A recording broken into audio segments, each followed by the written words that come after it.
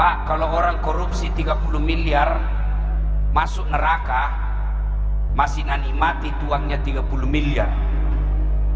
Masuk akal. 30 miliar nanikmati 300.000. Masuk neraka. Itu aslinya beleng-beleng. Setan. Apa yang menjawabkan orang biasa sombong? Satu, bertambahnya jabatan. Wah, tadinya pegawai biasa, tiba-tiba jadi PJ wali kota. Mau sombong PJ wali kota? Ini cuma pemain pengganti. Tapi enak, tidak perlu beli partai, tidak perlu kampanye, tidak perlu keluar uang, langsung pakai lambang Garuda. Mau sombong? Gubernur mau sombong, apa waktunya? 5 tahun. Beruntung tambah 5 tahun. Kalau tidak 5 tahun Ji. Beruntung paling lama 10 tahun. Sudah 10 tahun kau mau masih pakai lambang Garudamu, keluar kau ke pasar. Nah bilang orang, kau don sakit ini Pak Gubernur. Jabatan jangan membuat kau sombong. Anggota DPR mau sombong, kau jadi anggota DPR karena rakyat pilih kau, itu pun kau bayar. Mau sombong. Kata Nabi, sebab pertama datangnya kesombongan, bertambahnya jabatan. Jangan sombong karena jabatan. Kenapa? Paling lama 10 tahun presiden pengupatan tanpa tenteng mau atur segala-galanya, pasti bulan 10 selesai kok. Mau apa? Presiden saja tidak boleh sombong, apalagi kau pengangguran.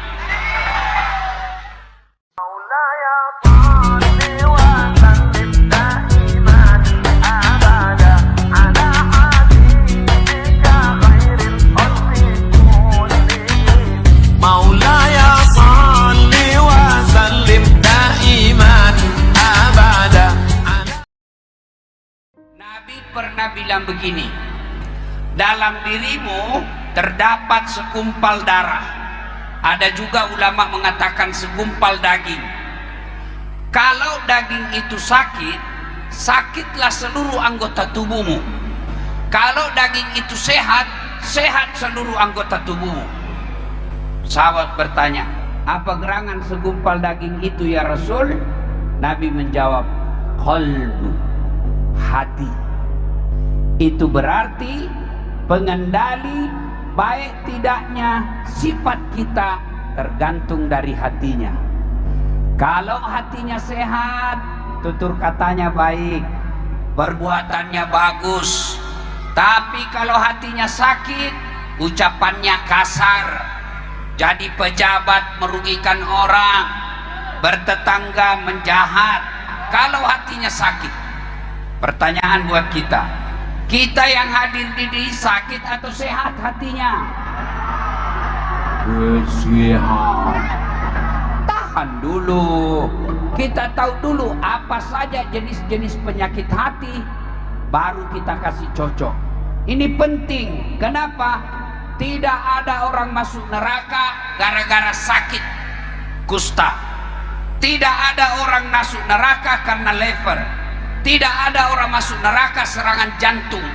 Tapi kalau penyakit hati, sakit dunia, sakit masuk neraka. Ini penting Pak Wali. Kenapa? Coba lihat, saya kasih contoh. Naik mobil dari Tarakan ke Pantai Amal, ya toh? Yang setir tangan, yang melihat jalan mata, gas rem kaki, yang berpikir sepanjang jalan otak. Tapi begitu ada tikungan, apa tertulis? Hati-hati. Tidak ada tertulis otak-otak. Iya toh? Padahal otak yang berpikir. Di kantor wali kota ada pengumuman yang tulis pengumuman tangan, yang melihat salah ketik mata, yang berpikir kalimat yang tepat otak. Tapi begitu diumumkan, apa dia bilang announcer? Perhatian, perhatian. Iya toh? Tidak ada bilang perotakan, perotakan. Padahal otak Roma pikiri, berarti memang ini hati penentu. Apa saja penyakit hati? Banyak sekali menurut Imam Al-Ghazali. Tapi waktu ringkas. Yang pertama dan aktual selalu ada di kota kita. Satu, hobbi aklil haram, suka makan uang haram. Salah satu uang haram itu, satu diantaranya suka terima serangan fajar waktu pil yang lalu. Baru kaum itu semua. Baru kau itu semua. Saya tahu di Tarakan ini mahal suara. Betul-betul baru mualah. Majelis taklim juga sekarang pemeras. Nah bilang tenang maki pak, kami ada majelis taklim 200 anggota kami, tapi tolong belikan kami seragam. Ada begitu toh? Sekarang makin jahat ini rakyat. Sogok serangan fajar saya bilang haram. Jangan terima serangan fajar. Apa? Dia ganti, dia bilang apa? Sedekah subuh.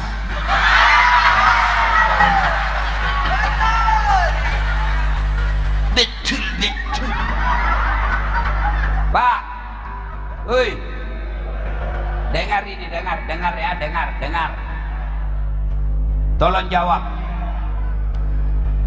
Bagi mereka yang terima 300.000, 500.000 sampai 1 juta kemarin, kaya kok. Begitu terima 1 juta, kaya kok? Tidak. Bapak-bapak tolong jawab. Kalau bapak tolak 1 juta, kau miskin dan kelaparan?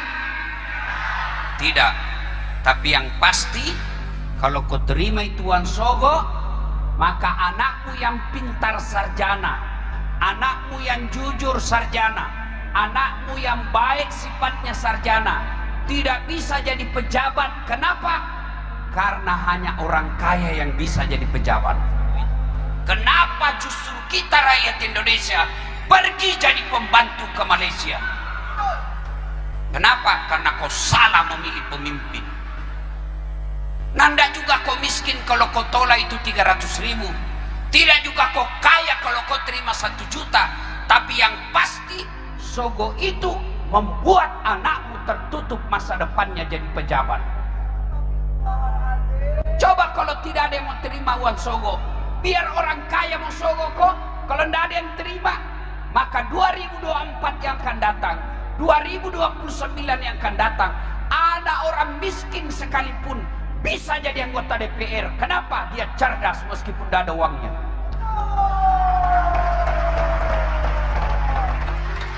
ASN yang kau sogok mau jadi pegawai. Ada pegawai honor namanya PTT, pegawai tidak tetap. 10 tahun kemudian TTP, tetap tidak pegawai.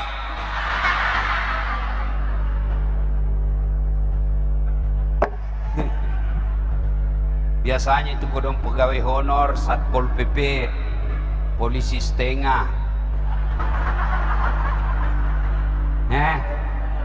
Mau jadi pegawai sogo 500.000.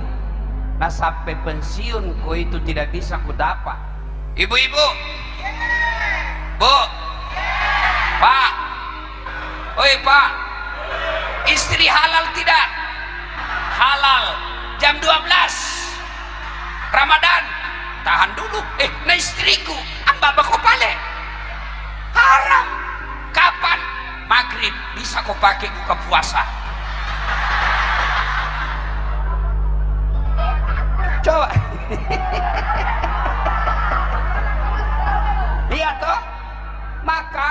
bapak-bapak, saudara-saudara sekalian, orang yang berhasil puasanya, jangankan yang haram, halal saja mampu kita tahan.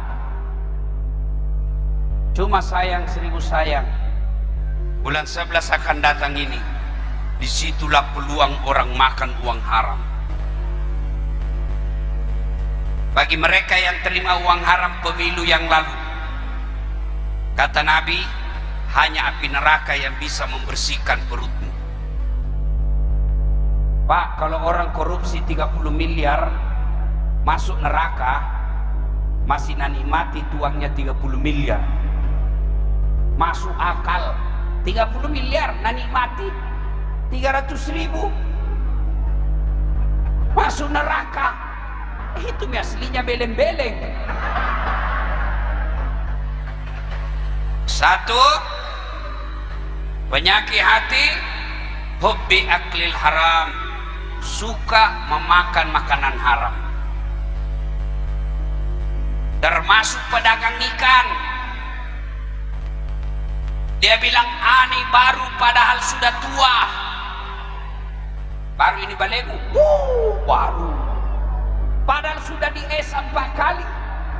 Haram, kenapa? Wa ahallallahu bai'a wa harramar riba. Allah halalkan jual beli, Allah haramkan riba. Mana itu riba? Menipu pembeli. Ibu-ibu jual sarung.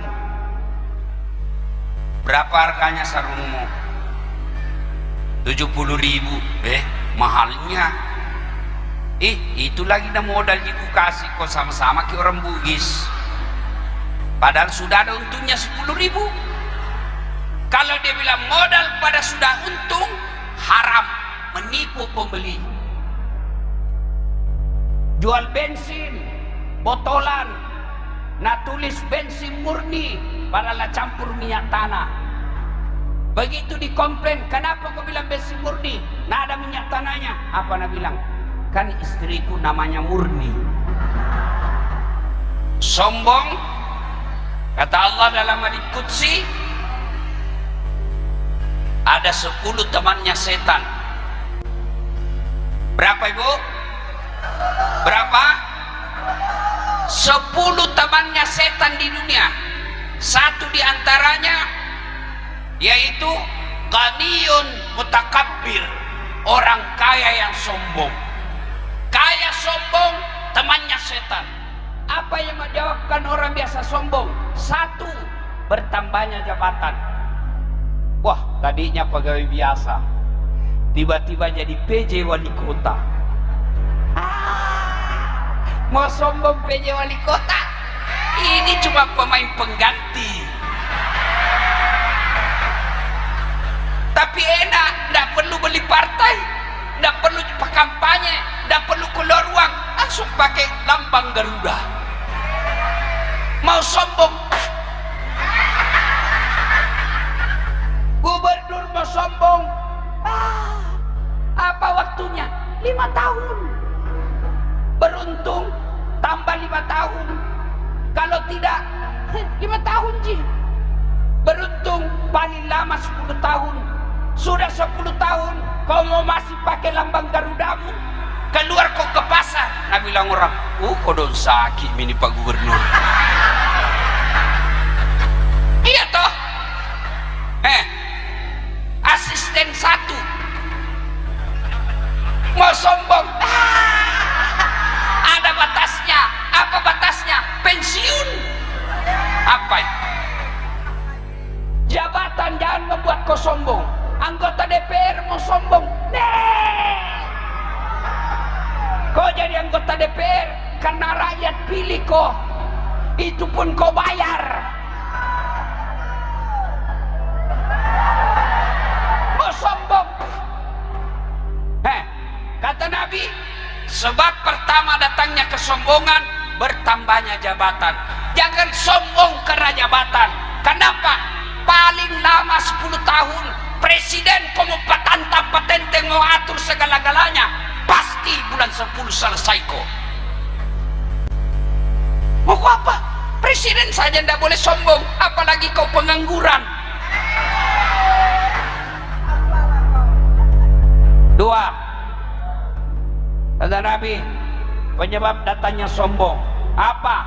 Bertambahnya ilmu.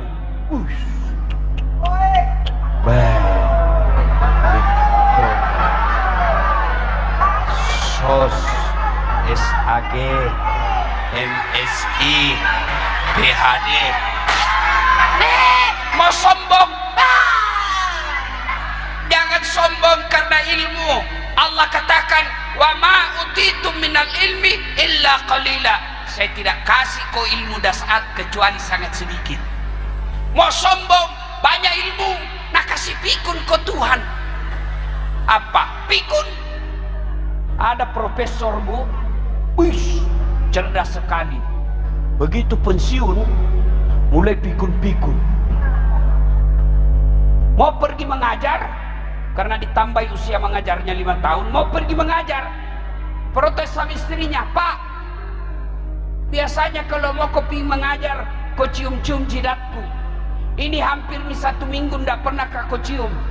Langsung dia bilang dalam hati suaminya, ih, berarti siapa ku cium selama ini?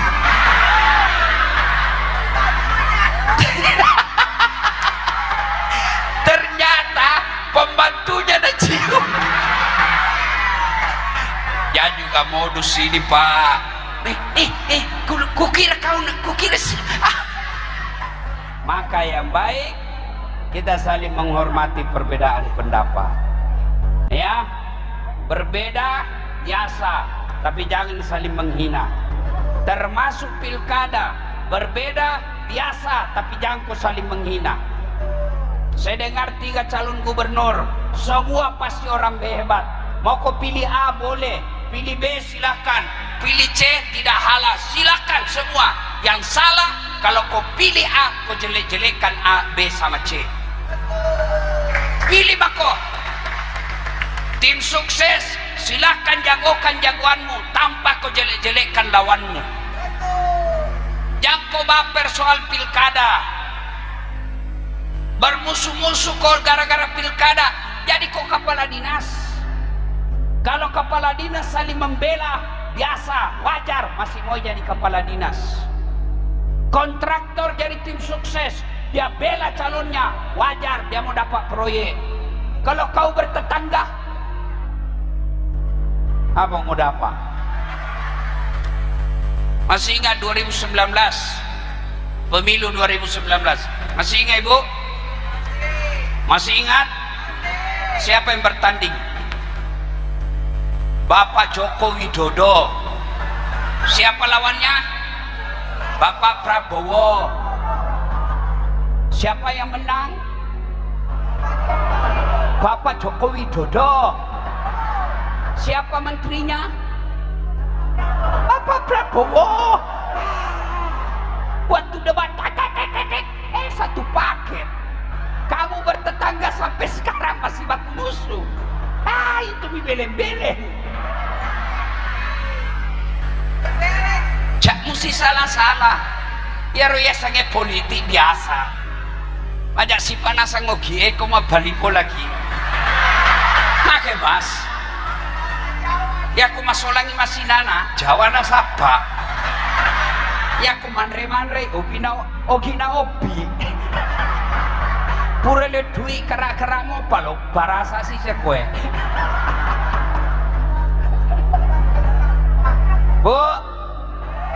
Bu, sombong 1 jabatan, 2 ilmu, 3 kata Nabi apa?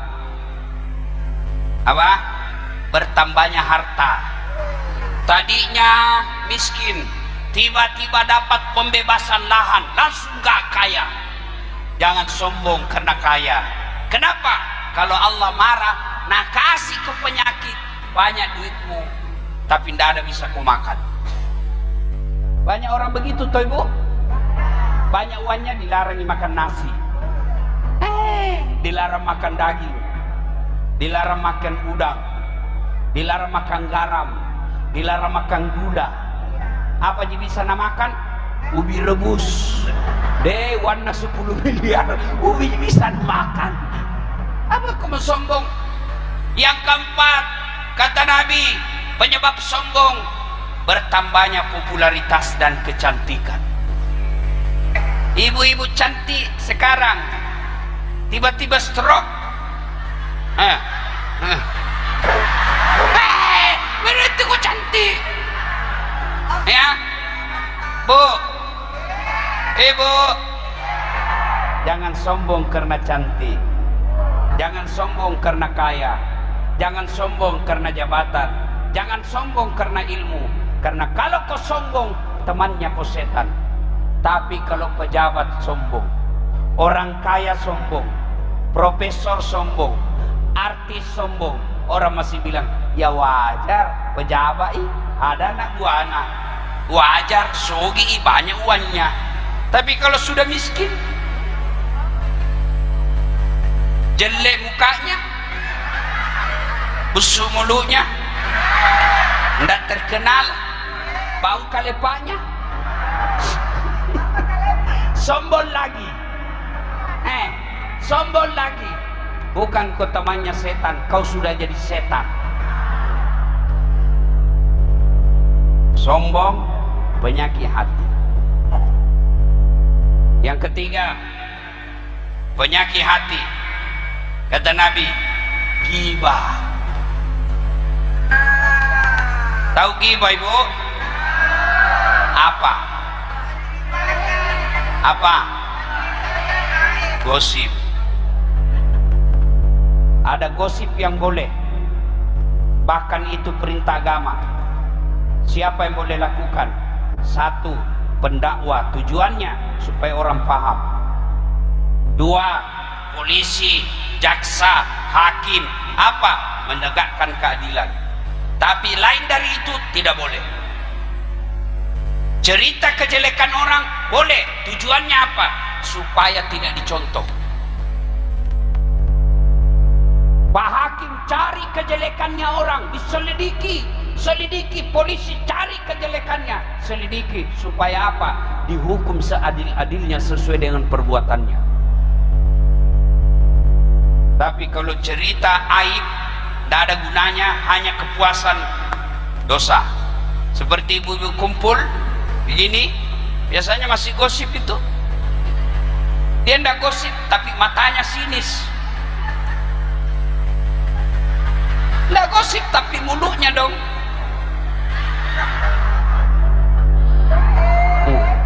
Dia lihat orang dari kepala sampai di kaki. Apa?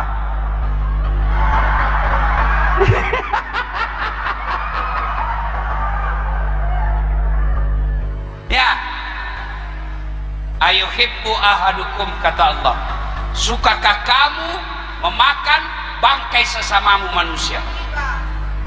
Sukakah kamu memakan bangkai sesamamu manusia? Ada ibu-ibu bilang, Ustaz, yang saya sampaikan benar, Ustaz, yang saya sampaikan nyata. Biar benar, tapi kalau itu tujuannya menghina orang, ghibah namanya. Kalau salah, fitnah namanya. Ya. Yang ke, ulang dulu supaya ibu tidak lupa. Satu, apa tadi penyakit hati? Satu, suka uang haram, makan barang haram. Dua, sombong. Tiga, ghibah. Karena waktu terbatas. Sekarang kalau sudah sakit hatinya, bagaimana cara obati? Kalau sudah sakit hati, bagaimana cara mengobatinya?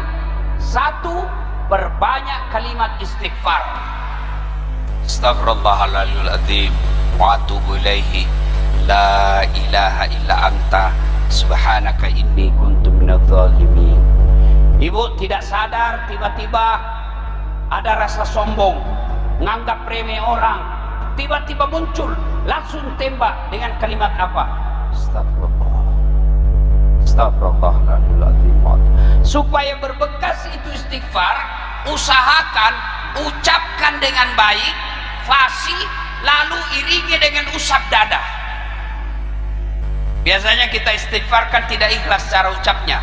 Astagfirullahaladzim, Apa artinya itu? Astagfirullahaladzim. Supaya bekas, astagfirullahaladzim wa atubu ilaihi la ilaha illa anta subhanaka inni kuntu minadz zalimin. Usap dada, belum hilang, ulang lagi. Astagfirullah, astagfirullah. Biasanya itu 2-3 kali hilang itu. Abu Dahda ini orang kayanya Madinah, hebatnya kaya dermawan. Yang banyak di Depok kaya pelit. Kalau masih pelit masih aman Pak, serakah.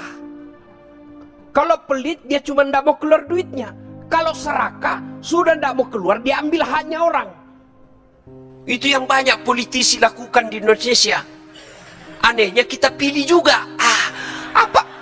Bukankah belen-belen namanya itu? Iya toh, kita sudah tahu tapi masih dipilih juga hanya karena pencitraan.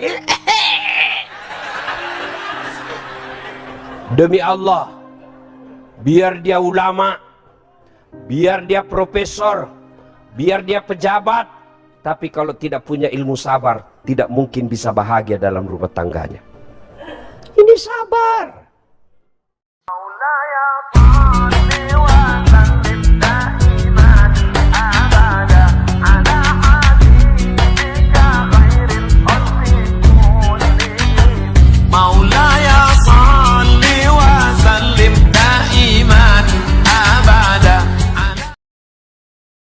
Wakalaidhan, bismillahirrahmanirrahim.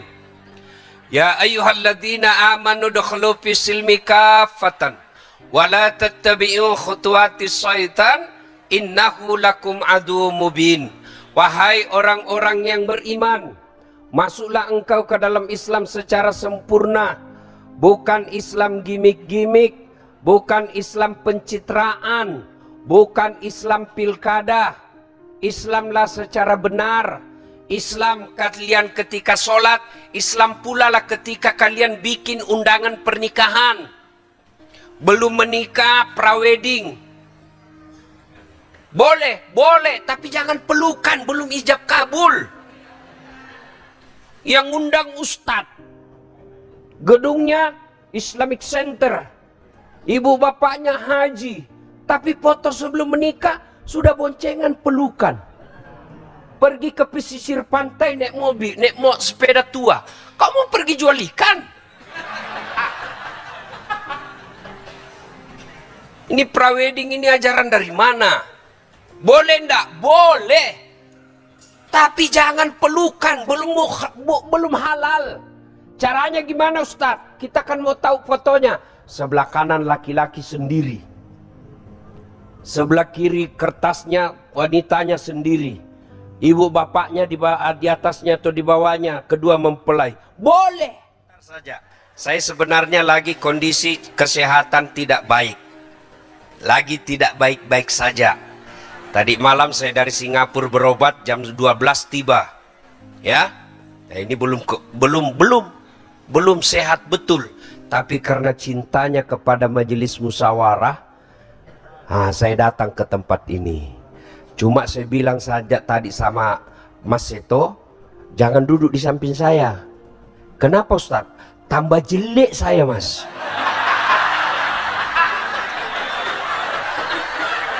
Iya toh? Masya Allah ya. Kalau orang gagah duduk di samping saya, dia tambah gagah, saya makin hancur. Untungnya kita masuk surga bukan kualifikasi kegagahan. Kalau kegagahan nomor 1 masuk surga para artis, kita nomor belakang. Tapi alhamdulillah Allah katakan inna akramakum indallahi atqakum. Yang paling mulia di sisi Allah adalah yang paling bertakwa. Ada kulit hitam, wajahnya budak, tapi dimuliakan oleh Allah. Siapa? Bilal bin Rabah. Ada orang tinggi jabatan, cakep, Masya Allah, cakep betul, kekuasaan bagus. Namanya Fir'aun. Iya, Fir'aun itu Pak, tidak ada yang berani lihat wajahnya. Tapi karena dia sombong, Allah laknat dia. Apa laknat Allah? Haram masuk surga. Kalau kita masih 50-50. Ada harapan masuk surga, ada harapan masuk neraka, Pak. Fir'aun sudah diponis haram masuk surga. Disebut dalam Quran, haram. Padahal dia gagah. Elektabilitasnya paling tinggi, Pak. Tapi karena tidak punya iman, Allah hinakan Fir'aun. Mana buktinya? Sampai detik ini tidak ada satupun manusia mau kasih nama anaknya Fir'aun. Jangankan kasih nama, dituduh aja Fir'aun marah, Pak. Iya kan? Sebaliknya, ada manusia hina di hadapan manusia. Namanya budak. Budak itu beda dengan pembantu. Kalau pembantu dia digaji tiap bulan dan dia bisa pilih tuan yang mana dia senang. Tapi budak itu hak milik, Pak. Boleh dibakar, boleh ditikam, boleh dibunuh. Hak milik seperti Bapak punya handphone. Mau lempar, mau celupkan ke air, boleh, Pak. Malah saya lihat ada iklan handphone boleh masuk ke air. Untuk apa masuk ke air? Memangnya kau bicara dalam kolam? Iklan beleng-beleng. Ya kan? Masita. Tapi karena punya iman, Allah muliakan Masita. Apa buktinya? Ketika Nabi Isra Mi'raj, Nabi mencium,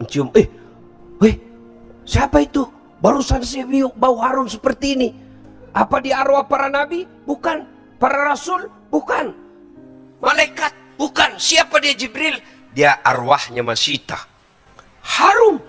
Sampai Nabi pun Isra Mi'raj masih mencium keharumannya. Cukup sampai di situ? Tidak. Allah muliakan Masita. Sampai detik ini berapa banyak perempuan namanya Masita, dan saya yakin ada di antara ibu-ibu. Nah, supaya kita menjadi orang yang jauh dari Fir'aun, masuk golongan Masita, kita hadiri pengajian ini. Tapi setan dia goda kamu. Tidak usah dengar ceramah, pegang HP-mu. Kau sudah tahu apa yang dia sampaikan itu. Ngapain kau ngaji kalau begitu? Dari kau lahir belajar A, Ba, Ta, sampai sekarang itu juga itu kau baca. Kalau kau bilang, sudah kau tahu ceramahnya, kenapa mesti diulang-ulang? Itu karena setan selalu menggoda kita. Maka simpan dulu HP-nya, dengar dulu ceramah. Ya. Nah, suatu kali Nabi di Madinah sangat panas. Panas betul. Itu Madinah, Bu. Ibu tahu Madinah? Tahu Madinah, Bu? Tahu? Itu Depok belok kiri. Nah, Madinah kalau panas, Pak, asli panas. Kalau dingin, asli dingin. Dan saya sering rasakan. Madinah panas waktu itu. Dalam keadaan panas, tiba-tiba ada seorang manusia keluar dari rumahnya. Berlari-lari kecil dia, Pak. Kenapa? Takut sengatan matahari. Lalu menuju ke masjid. Dia adalah Abu Bakar Siddiq. Selang beberapa saat keluar lagi dari rumah seorang manusia berlari-lari kecil. Juga takut sengatan matahari, maka dia buru-buru. Tak lain adalah Umar bin Khattab. Dia dapati Abu Bakar. Abu Bakar, tidak biasanya siang-siang begini kau ada di masjid. Ada apa gerangan? Lapar, Kak Bos. Kosong perut. Daripada saya cuma lapar di rumah, mending saya datang di sini. Lapar dapat pahala. Sama waktu saya sekolah, Pak. Makanya kebiasaan sampai sekarang terbawa puasa Senin Kamis. Kenapa? Saya sering kelaparan waktu sekolah. Saya bilang sama adik saya, daripada kau cuma lapar, mending kau puasa. Lapar dapat pahala. Akhirnya kata Umar, saya lapar, maka saya datang ke sini. Kata Abu Bakar, Umar balik tanya, kau juga kenapa ada di sini? Sama, saya juga lapar. Mereka lanjutkan zikir. Selang beberapa saat keluar rumah seorang manusia, santai aja jalannya, tidak buru-buru. Kenapa? Kemana beliau melangkah, ada awan melindunginya sehingga tidak tersentuh secara langsung oleh matahari. Dialah Muhammad sallallahu alaihi wasallam. Assalamualaikum warahmatullahi wabarakatuh. Wahai sahabatku. Waalaikumsalam warahmatullahi wabarakatuh. Kata Nabi, siang-siang kok ada ke masjid semua di sini, ada apa? Kata Umar, kami lapar ya Rasul, makanya kami datang. Umar balik bertanya, Ya Rasul, Anda juga kok barusan siang-siang begini? Dia bilang, sama, saya juga lapar di rumah. Maka saya datang, Pak. Akhirnya Umar punya usul. Ya Rasul, bagaimana kalau kita ke rumahnya Abu Dahda? Abu Dahda ini orang kayanya Madinah, hebatnya kaya dermawan. Yang banyak di Depok, kaya pelit. Kalau masih pelit masih aman, Pak. Serakah. Kalau pelit dia cuma tidak mau keluar duitnya. Kalau serakah, sudah tidak mau keluar, diambil haknya orang. Itu yang banyak politisi lakukan di Indonesia. Anehnya kita pilih juga. Apa? Bukankah belen-belen namanya itu? Iya toh, kita sudah tahu tapi masih dipilih juga hanya karena pencitraan.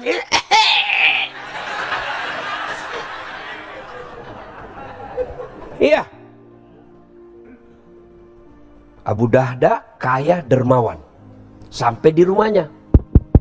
Assalamualaikum warahmatullahi wabarakatuh, kata Umar. Assalamualaikum warahmatullahi wabarakatuh ya sahibul bait. Selang beberapa saat dijawab oleh perempuan. Waalaikumsalam warahmatullahi. Ya Rasulullah, masuk ya Rasul. Kata Nabi, tunggu dulu, mana suamimu? Baru saja ke pasar, sebentar lagi datang. Oh begini, tidak boleh kami masuk tanpa izin suamimu.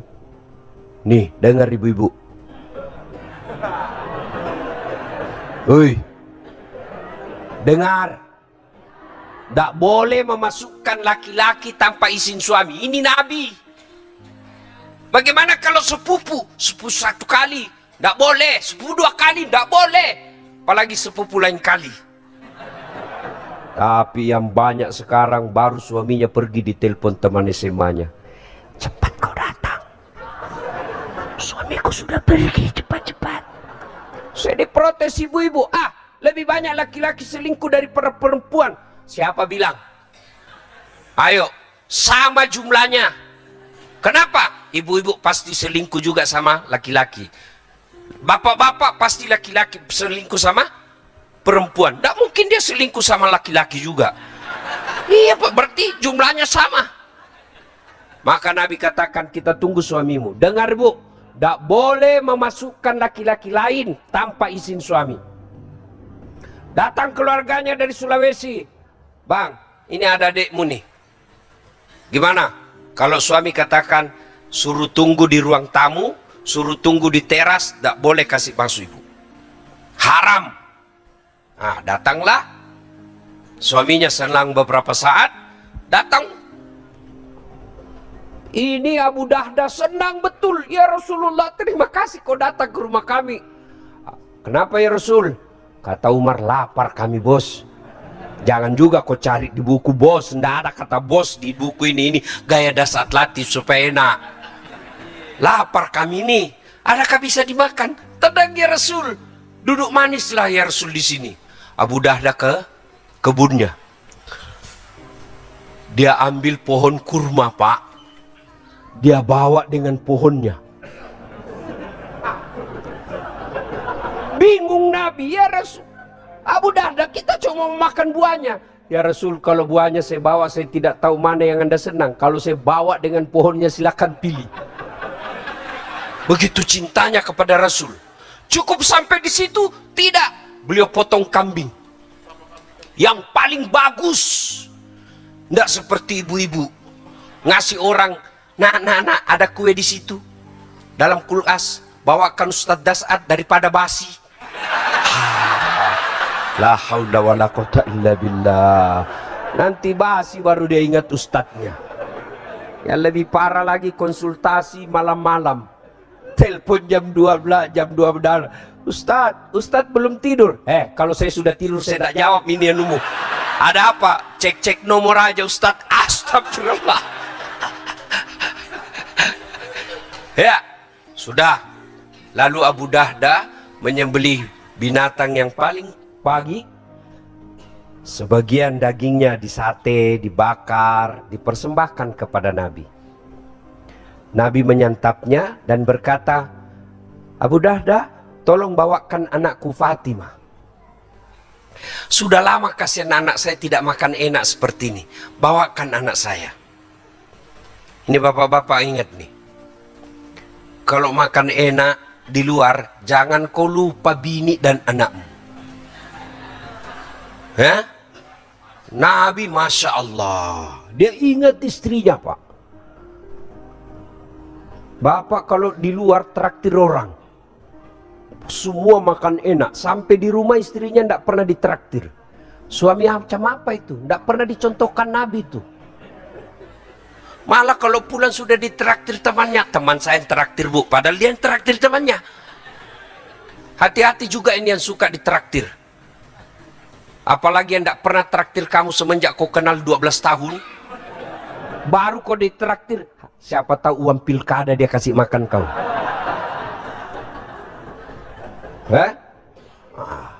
Nabi mantap.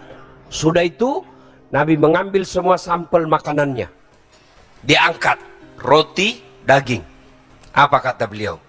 Saudara-saudara sekalian, tadi kita keluar dalam keadaan lapar, perut kosong.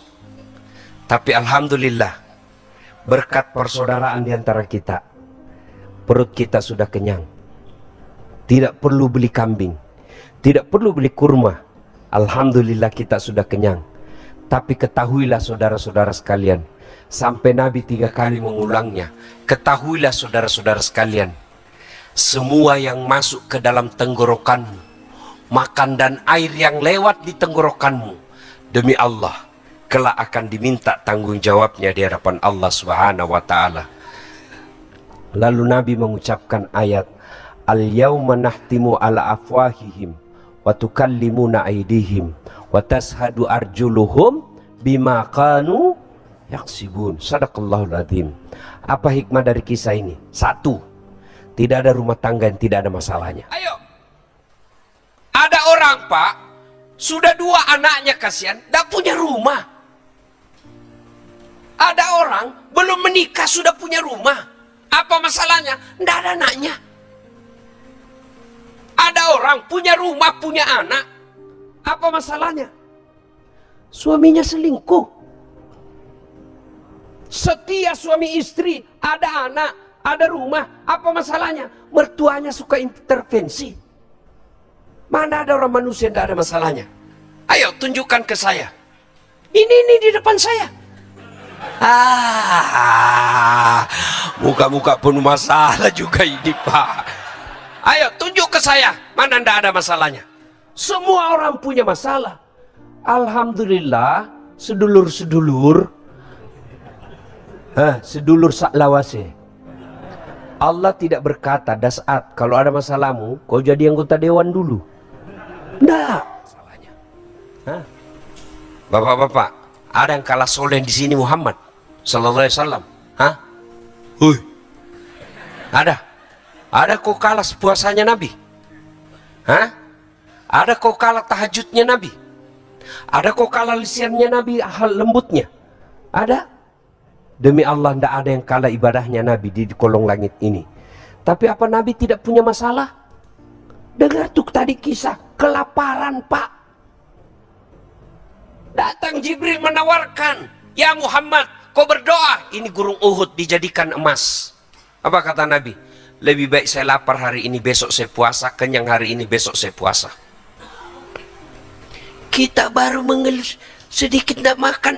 Aduh, ya Allah, kenapa kau hukum saya begini? Itu Nabi ibadahnya bagus, ada masalah dalam rumah tangganya. Ya Allah, capek saya hadapi hidup saya, ya Allah. Kenapa kau berikan beban berat begini, ya Allah? Kata Allah, malaikat, karena dia sudah capek hidup, cabut nyawanya. Mana ada manusia yang tidak ada masalahnya? Ayo. Dimas, kalau ada masalahmu, kau jadi kaya dulu. Udah. Allah cuma minta 2 hal. Ista'inu bisabri wassalah. Sabar, perbaiki solatmu. Itulah resep menyelamatkan rumah tangga. 2 aja, sabar. Ada masalahmu, sabar. Digosip, sabar. Suamiku jelek. Iya sabar. Itulah jodohmu. Kenapa? Allah tahu kalau suamimu gagal, dia malu jalan sama kau. Kenapa? Karena kau juga jelek. Selesai urusan. Istriku suka ngomel. Sabar. Kau ndak sabar? Pulangkan saja. Ini kau ngomel-ngomel, bertengkar, hamil lagi.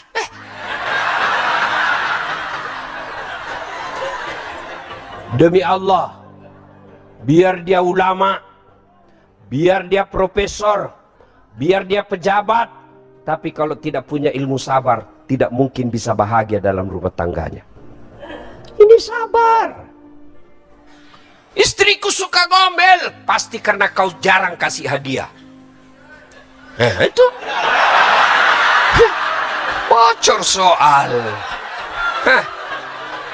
Rahasia perempuan itu, Pak, 2. 1 kasih hadiah, 2 puji.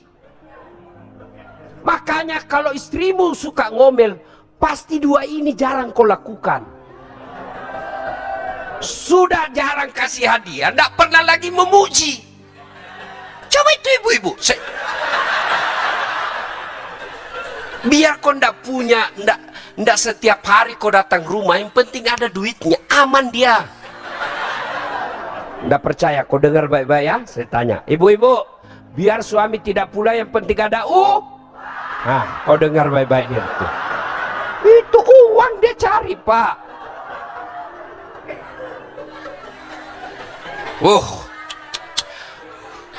Nah sekarang, apakah rumah tangga yang bergelimpangan dengan salah kalau bergelimpangan ya, bergelimang dengan materi, Jaminan bahagia? Enggak. Kalau gara-gara materi orang bahagia, tidak ada anak orang kaya yang cerai. Buktinya lebih banyak anak orang kaya yang cerai daripada orang miskin. Iya toh? Iya. Kalau dari segi ekonomi, bukan banyaknya ukurannya, tapi apa? Rasa cukup. Maka bapak-bapak, kalau istrimu suka ngomel, pasti bapak kurang memuji. Dengar ini Pak, rahasia ini ya, jangan kau kasih tahu yang tidak datang. Pak, ada 3 rahasia. Bohong yang halal, boleh bahkan berpahala. 1 diantaranya, bohongnya suami membahagiakan istri. Boleh bapak bohong. Contoh. Waduh. Kenapa Bu? Makin hari saya lihat kau makin cantik aja. Padahal makin jelek. Malah bapak kalau jujur dosa. Loh, saya lihat kau makin jelek aja Bu. Jelek. Hamil juga. Boleh. Ya.